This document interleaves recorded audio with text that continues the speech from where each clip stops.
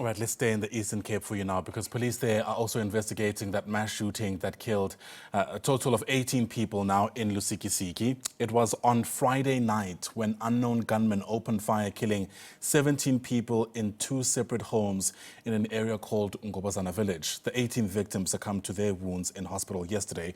No arrest has yet been made. The community, of course, still in shock, with many living in fear and demanding improved police visibility. Let's make sense of what we've just witnessed taking place there and bring in Professor Nirmala Gopal. She's a criminologist with the University of KwaZulu-Natal and joins us now via our video link. And Prof, it's great to have you on the SABC. Thanks very much indeed for making time to speak to us this Monday morning.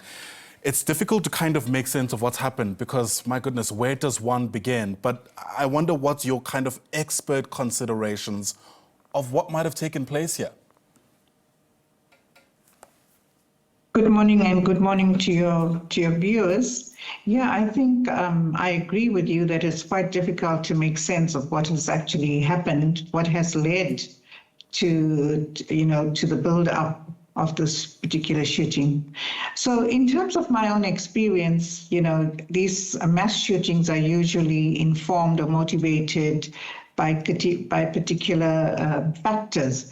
And usually it is revenge, it's a dispute, whether it's dispute between family members, dispute between employees, dispute within political parties, or gangs, rival gangs. But in this instance, at this point in time, we have very little information to go by in terms of what could have been the possible motivation.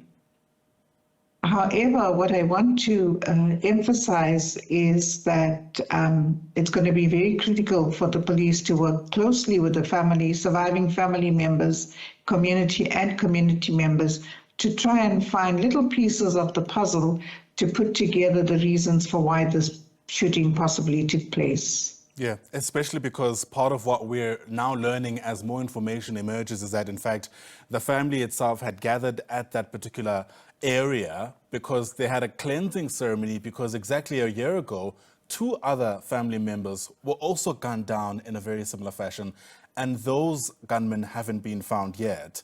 In the past, we've also seen that, in the cases of these kind of shootings, we're told sometimes the gunmen are actually out for 1 or 2 people, and the rest of the people who are in the vicinity happen to be collateral damage. And I imagine those kinds of considerations can't be ruled out.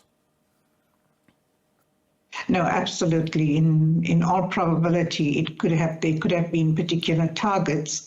But of course, when gunmen are going into these kind of spaces, they may not be able to easily identify their targets. So whoever's in the vicinity all become victims to whatever their motive is.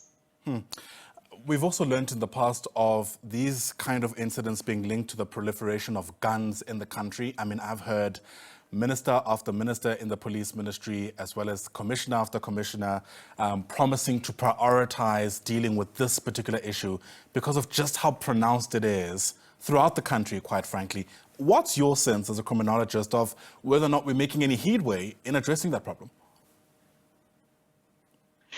So I think let's take a step back and begin to understand that gun proliferation on its own may not necessarily be the reason for high levels of violent crime in the country. So I think gun proliferation, legal or illegal, together with other factors actually combine to produce this kind of violent behavior.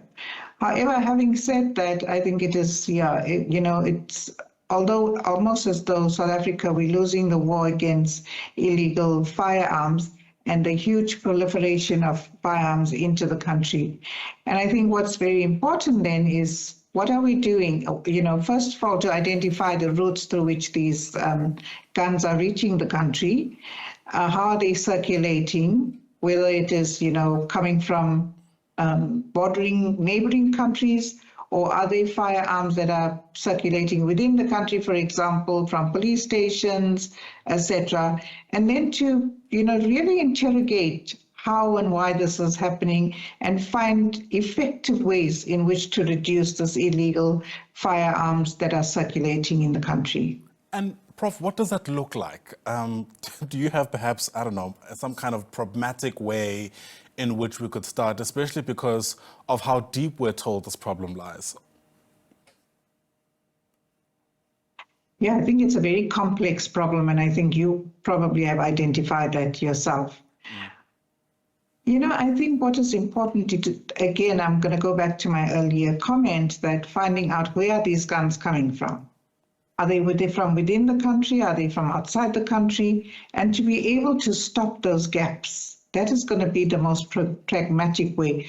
But of course, we also know that, and the public even has this knowledge that our border controls might not be as effective as they should be, and of course, coupled with that, we have corruption at border control. So I think really vetting the kind of people that we have that women our borders is going to be really critical in terms of how we start to reduce the proliferation of illegal guns in the country. Fair enough. As many people watch stories like these, of course, understandably, they're enraged. And once again, we start seeing those calls for the return of something like the death penalty in a country like ours. And that reminds me of, commentary from some of your colleagues, other researchers, who've been at pains to emphasize that, in fact, criminals aren't deterred by the severity of the punishment, but by the prospects of whether or not they'll be found, if, in fact, a crime has been committed. It's disheartening, of course, to hear that this particular family that's been affected is already dealing with a situation where members of their family who were shot and killed last year don't have answers around who was responsible for that. It makes you wonder whether these gunmen will ever be found. Yeah, I think, of course, it's really sad for the family.